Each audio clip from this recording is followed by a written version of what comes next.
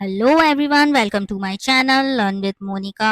और आप सभी जानते हैं कि हम कर रहे हैं इस चैनल में तैयारी रेलवे एग्जामिनेशंस की, चाहे वो एग्ज़ाम हो रेलवे एएलपी का, RRB technician grade 1 and grade 3 and upcoming exam of RRB group D. अभी एग्जाम्स चल रहे हैं स्टूडेंट्स, आरआरबी एनटीपीसी के और आरआरबी ग्रुप डी के। उसी के ध्यान में रखते हुए मैंने आप लोगों को क्विक रिवीजन करवाया था साउंड टॉपिक का, बेसिक साइंस एंड इंजीनियरिंग का।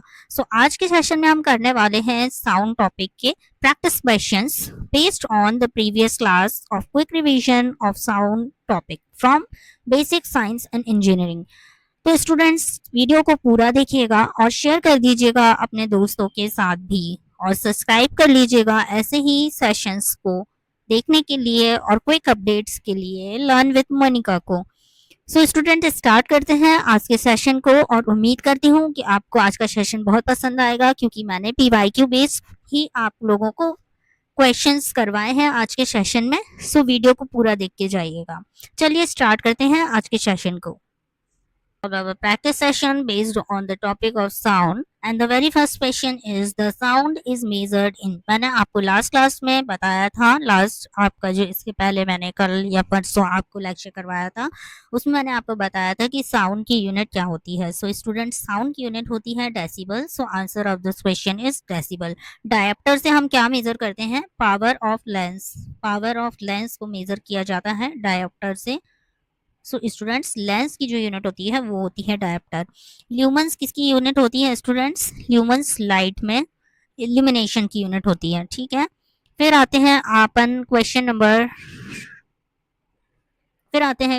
2 पर। A noise level of 100 dB would corresponds to B. 100 dB का जो नॉइस होता है वो कितना होता है? स्टूडेंट्स, मैंने आपको पिछली क्लास में बताया था क्विक रिवीजन में कि क्या क्या नॉइज लेवल्स होता है और किस पर्टिकुलर डीबी के बाद में आपका जो साउंड होता है वो as a noise pollution consider होता है। तो अगर आपने क्लास अटेंड नहीं की है तो आप जा करके प्लेलिस्ट में, डिस्क्रिप्शन में मैंने लिंक डाल दिया है। प्लेलिस्ट को जा करके आप जरूर उस क्लास को अटेंड करिएगा। और मैंने वहां पर स्केलर एंड वेक्टर क्वांटिटी की भी क्लास ली है और with MCQ. Please visit that also. Students, इसका आंसर होगा नॉइज फ्रॉम मशीन। इसको हम कंसीडर करते हैं as a noise and that is from machines. Answer number D is the correct answer of this question. Question number 3 पे आइए। Which statement is correct? The velocity of sound, which statement is correct?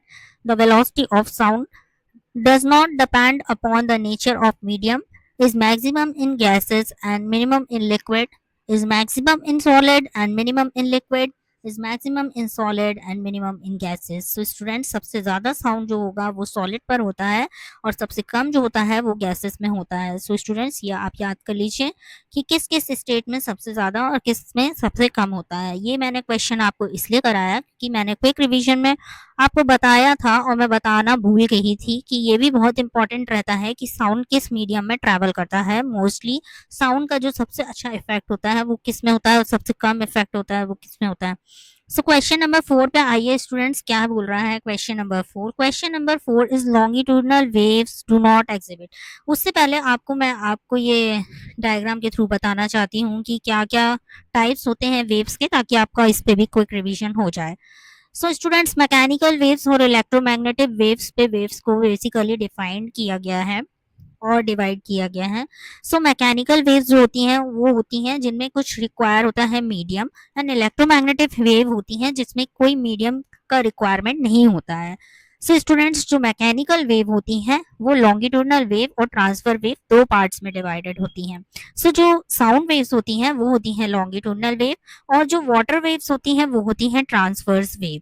अब students, आपको comment box में बताना है कि जो light होती है वो किस टाइप की वेव्स होती हैं। स्टूडेंट्स, अगला जो पार्ट है वो है इलेक्ट्रोमैग्नेटिक वेव्स। ये किसी मीडियम पे डिपेंड नहीं करती हैं। इसके कितने टाइप्स हैं, अब आपको यहीं पर आंसर पता चल गया स्टूडेंट्स कि लाइट के बारे में मैंने अभी क्वेश्चन पूछा था आपसे कि लाइट किस टाइप की वेव्स होती हैं। It is electromagnetic waves. फिर आता है microwaves, infrared waves, X rays waves, UV rays and radio active waves. ये थे बेसिकली जो कि इलेक्ट्रोमैग्नेटिक वेव्स के अंदर आते हैं। सो अभी हमसे क्वेश्चन पूछा गया था कि साउंड वेव्स किस टाइप की वेव्स है, ये आपसे अभी क्वेश्चन पूछा जाएगा। पर अभी यहाँ पर क्वेश्चन क्या पूछा है, अब हम आते हैं क्वेश्चन पे। सो स्टूडेंट्स, क्वेश्चन बोल रहा है longitudinal wave do not exhibit. ये डिफरेंट टाइप का क्वेश्चन है, ये एक एक्सेप्शनल क्वेश्चन है, तो इसका आंसर है पोलराइजेशन। पोलराइजेशन एग्जिबिट नहीं करती लॉन्गिट्यूडनल वेव्स। फिर आते हैं क्वेश्चन नंबर 5 पर। सो स्टूडेंट्स, क्वेश्चन नंबर 5 क्या बोल रहा है, which type of wave is sound. Sound के बारे में पूछ रहा है कि किस टाइप की वेव है, तो उसका आंसर है लॉन्गिट्यूडनल वेव। अगर आपसे यहीं पर पूछा जाता कि लाइट किस टाइप की वेव है, तो अब आपको पता चल गया है कि वो इलेक्ट्रोमैग्नेटिक वेव्स के अंदर आती हैं। सो स्टूडेंट्स, अब देखिए एग्जांपल्स मैंने यहाँ पर कुछ आपको शो किए हैं कि साउंड के एग्जांपल्स क्या हैं। अगर इन पे क्वेश्चन आता है कि अलार्म क्लॉक क्या है, एग्जाम्पल है साउंड का, ठीक है। म्यूजिक साउंड का एग्जाम्पल है। Speech, rainfall, television, phone ringing, airplane, doorbell, heart beat, dog barking and door creaking. अब स्टूडेंट्स, ये जो एग्जांपल्स यहाँ पर शो कर रहे हैं वो है एक combined form of examples of sound. पर मैंने आपको क्वेश्चंस करवाए हैं और आपको क्विक रिवीजन करवाया है लास्ट क्लास में पिच और एम्पलीट्यूड के बेसिस पे। सो जो एग्जांपल्स पिच के अलग होते हैं और एम्पलीट्यूड के अलग होते हैं, वो मैंने आपको डिटेल में पढ़ाया है क्विक रिवीजन में आपकी पिछली क्लास में। सो स्टूडेंट्स, प्ले लिस्ट में जा करके आप वो वीडियो को जरूर देखिएगा। आपको बहुत क्लियर कट एक रिवीजन हो जाएगा स्टूडेंट्स, ग्रुप डी में बहुत हेल्पफुल होने वाला है। फिर आइए नेक्स्ट क्वेश्चन पे। Question number 6 is the number of oscillations per second is known as frequency. Number of oscillations per second को हम बोलते हैं frequency. The frequency is dependent upon, किस किस पर फ्रीक्वेंसी डिपेंड करती है। सो स्टूडेंट्स, एक चीज आप एक फॉर्मूला याद कर लीजिए, v is equals to f lambda. So lambda जो बेसिकली होती है वो होती है वेवलेंथ, एफ जो होती है वो होती है फ्रीक्वेंसी, और v जो होती है वो होती है वेलोसिटी। सो स्टूडेंट्स, इस पे बहुत सारे क्वेश्चंस बनते हैं एग्जामिनेशन में, इस पे बेस्ड न्यूमेरिकल्स भी आते हैं। सो अगर किसी क्वेश्चन में फ्रीक्वेंसी गिवन है और लैम्डा यानी वेवलेंथ की वैल्यू गिवन है आपको, तो आपसे वेलोसिटी की वैल्यू पूछ लेगा। अगर आपको वेलोसिटी और फ्रीक्वेंसी गिवन है तो आपको वेवलेंथ की वैल्यू पूछ लेगा। सो यहाँ पर पूछा गया है कि फ्रीक्वेंसी किस किस पे डिपेंड करती है स्टूडेंट्स, तो वेलोसिटी पे भी डिपेंड करती है, वेवलेंथ पे भी डिपेंड करती है और टाइम पीरियड पे भी डिपेंड करती है, क्योंकि जो फ्रीक्वेंसी होती है वो 1/t होती है, यानी कि ये टाइम पीरियड पे भी डिपेंड करती है। सो इसका आंसर हो जाएगा ऑल ऑफ द अबव। फिर नेक्स्ट क्वेश्चन है हमारा question number 8, if the band is played on the moon the sound will. So अगर मून पर कोई बैंड बजा रहा है तो पूछ रहा है कि क्या होगा। So it be heard by faintly, यानी थोड़ा थोड़ा सुनाई देगा, 10 किलोमीटर तक सुनाई पड़ेगा, या फिर बिल्कुल भी नहीं सुनाई पड़ेगा, और या फिर रिवर्टिब्रेट यानी कि टकरा कर वापस हो जाएगा। सो स्टूडेंट्स, ऐसा नहीं होता है, मून पर अगर कोई बैंड बजाएगा तो अर्थ पे क्यों ही सुनाई पड़ेगा। सो इसका आंसर हो जाएगा not to be heard at any distance at all from it। फिर आता है क्वेश्चन नंबर 9। सो फ्रीक्वेंसी किसके डायरेक्टली प्रोपोर्शनल है, किसके इनवर्सली प्रोपोर्शनल है। ये दो रिलेशन मैंने अभी जो आपको बताए उसी पे बेस्ड क्वेश्चन है ये स्टूडेंट्स।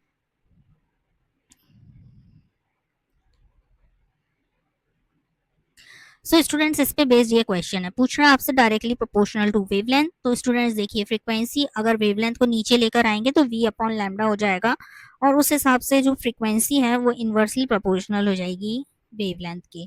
फिर बोल रहा है directly proportional to time period. So नहीं, यहाँ से क्लियरली दिख रहा है कि ये inversely proportional to time period है। सो इसका आंसर क्या हो जाएगा, क्वेश्चन नंबर सी। सो आपको यहाँ पर ऑब्जर्व कर रहे होंगे स्टूडेंट्स किस टाइप से क्वेश्चंस बनने वाले हैं एग्जाम में, और ऐसे ही क्वेश्चंस आपसे पूछते हैं फिजिक्स में। कोई बहुत ज्यादा टफ क्वेश्चंस नहीं आते, but we have to stay with our concept. अगर आपको कॉन्सेप्ट नहीं पता होगा, आपने किसी चीज का क्विक रिवीजन नहीं किया है, या फिर लास्ट में भी रिवीजन नहीं किया, या आपने कॉन्सेप्चुअली उसको नहीं पढ़ा है, so maybe there will be the questions will be wrong in the examinations. Then another question is the instrument used to study the behavior of vibrating string. So vibrating strings का behaviors के लिए कौन से instrument का use होता है? So होता है, सॉरी, इसका आंसर होता है sonometer. So students, number 10 is the instrument used to study the behavior of vibrating string is. So students, इसका आंसर क्या हो जाएगा?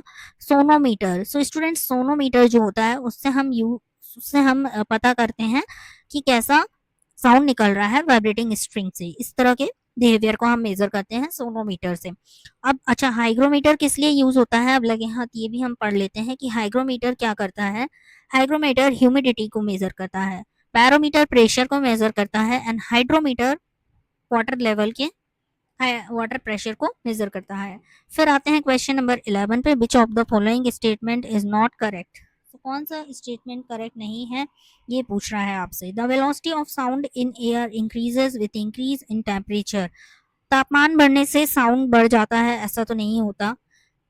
The velocity of sound in air is independent of pressure. ये भी सही है स्टूडेंट्स, आंसर ऐसा होता है.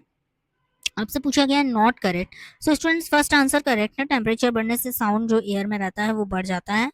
प्रेशर बढ़ने से प्रेशर के इंडिपेंडेंट होता है साउंड.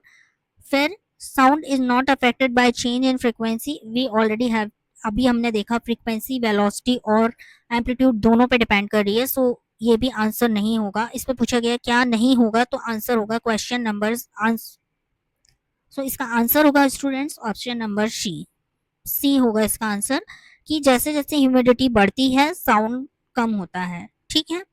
फिर क्वेश्चन नंबर 12 पे आते हैं. Which of the following waves bat used to detect the obstacles in the flying path. तो अभी हमने पढ़ा था लास्ट क्लास में, एग्जाम्पल्स मैंने बहुत सारे पढ़ाए हुए हैं आपको डिफरेंट डिफरेंट कैटेगरी में, कि पिच के लिए कौन से एग्जाम्पल्स पूछे जाते हैं एग्जाम में, कौन से इंफ्रारेड साउंड के लिए पूछे जाते हैं, कौन से अल्ट्रासोनिक साउंड्स के क्वेश्चंस बनते हैं. सो इस टाइप से मैंने आपको एग्जांपल्स भी पढ़ाए हैं उस लेक्चर में. सो उसी में मैंने आपको एक एग्जांपल पढ़ाया था, वो था बैट का.